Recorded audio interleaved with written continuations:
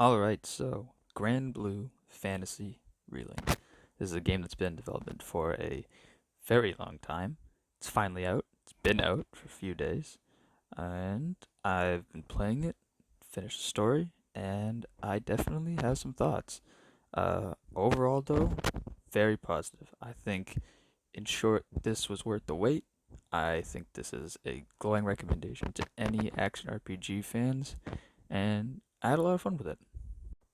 Starting off with the story, overall, it's fine. I think the only problem with this is that since Grandblue is an already established franchise, it kind of expects you to know a lot of things. They give you a lot of options to read lore, files, and journal entries to get caught up on all these characters, but it is pretty overwhelming in terms of fully getting caught up and completely understanding everything. I really just didn't bother with it, which is technically my fault. However, I would have appreciated a more smoother transition to the story.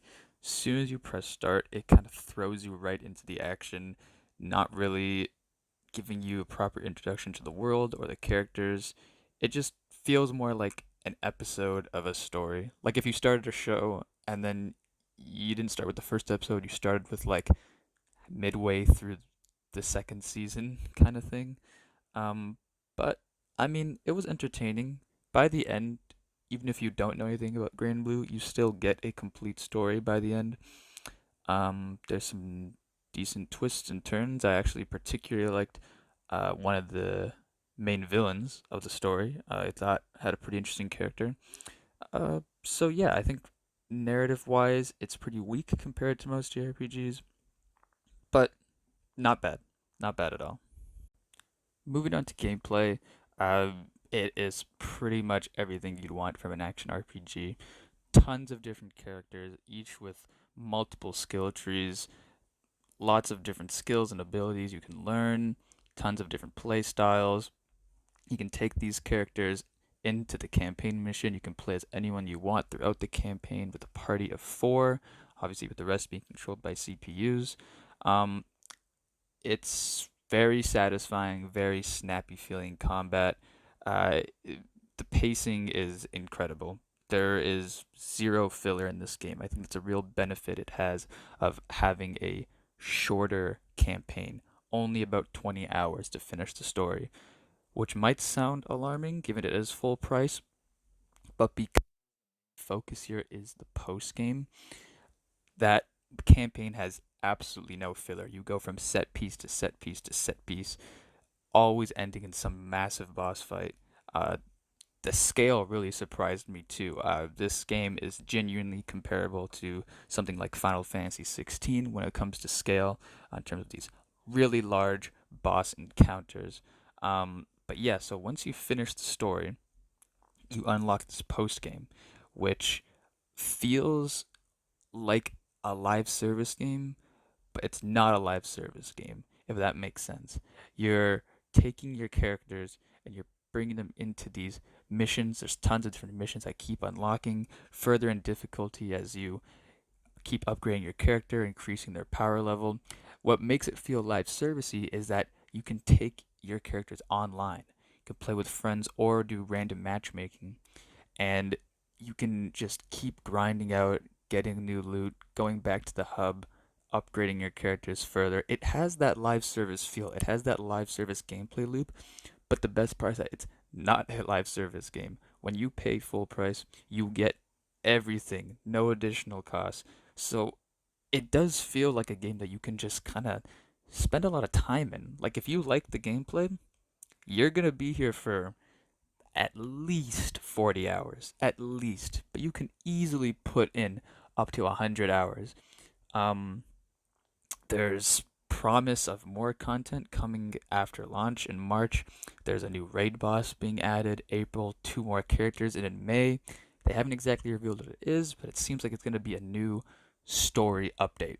Again, all of these are free. This is not a live service game, but the best part about the gameplay is that it has that live service feel in a good way. Um, yeah, I mean, you're getting your money's worth with this game for sure. And the combat feels great. Super flashy, but still readable.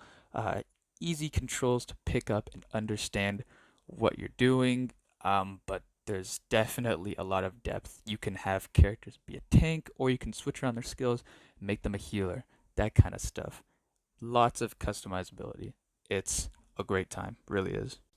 Last thing I want to touch on are the visuals. I think this game at times can look fairly generic.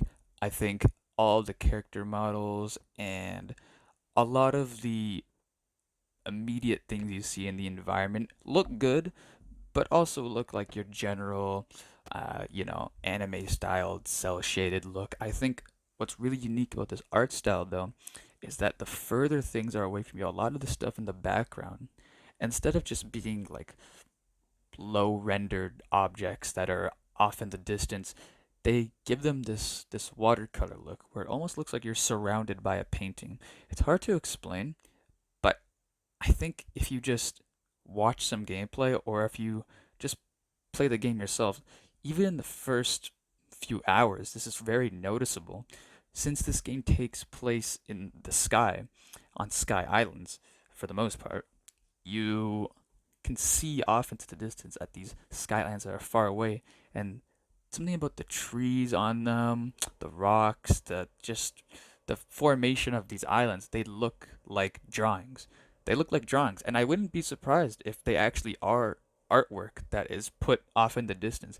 It's a really nice looking art style, very unique in that sense. Um, Performance wise, runs very smoothly. I noticed frame drops once. There was one time I could tell frames were dropping like in a noticeable way, and it was just because there was a lot of stuff happening on screen more than usual. This only happened once. Other than that, completely smooth experience. So yeah, art style wise, looks pretty good with that unique aspect to it, and it runs very smoothly. So yeah, overall, like I said at the beginning, I can recommend this game to any action RPG fan. I mean, if you've played stuff like Final Fantasy 16, I think the combat is really comparable to that game. If you like that game's combat, I think you should just get Grandblue or at least consider it. Feels very similar, but you just have so much more content when it comes to just grinding out all these different characters, these massive skill trees, and playing online. I also think this is a good game to introduce people to JRPGs and action RPGs, because that campaign is so straightforward. It's to the point. There's no filler. It's very hard to get bored in this game. I think if you haven't played many RPGs and you're kind of intimidated by their length and their size, but you want to get into a game with that kind of vibe, this is a good start. It's pretty easy to get into. It's easy to understand. It's very well tutorialized. And yeah, it's not like this massive 100-hour story that's super complex. It's just kind of, you're there for the gameplay. You're there for the gameplay, and you're gonna have a good time, and you can play with friends. So yeah, I absolutely recommend it. It was worth the wait, and yeah, that's about it. All right, see you in the next review.